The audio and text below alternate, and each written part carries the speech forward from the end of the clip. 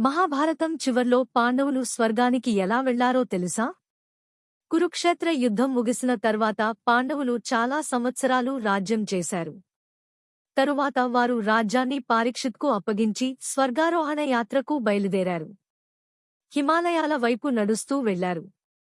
ఆ యాత్రలో మొదటగా ద్రౌపది పడిపోయింది. తర్వాత సహదేవుడు, నకులుడు, అర్జునుడు, భీముడు ఒక్కొక్కరిగా పడిపోయారు. కాని యుధిష్ఠిరుడు మాత్రం చివరి వరకు ముందుకు నడుస్తూ వెళ్లాడు. అతనితో పాటు ఒక కుక్క కూడా వచ్చింది.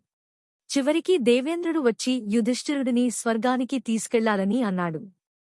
కాని కుక్కను వదిలి రావాలని చెప్పాడు. యుధిష్ఠిరుడు మాత్రం నాతో వచ్చిన ఈ కుక్కను వదిలి నేను స్వర్గానికి రాను అన్నాడు. అప్పుడు ఆ కుక్క అసలు ధర్మదేవుడు అని బయటపడింది. యుధిష్ఠిరుడి ధర్మం, నిజాయితీ చూసి దేవతలు సంతోషించి అతన్ని స్వర్గానికి తీసుకెళ్లారు. ఇదే పాండవుల స్వర్గారోహణ కథ. ఇలాంటి మరిన్ని పురాణ కథలు తెలుసుకోవాలంటే మా ఛానల్ను సబ్స్క్రైబ్ చేయండి.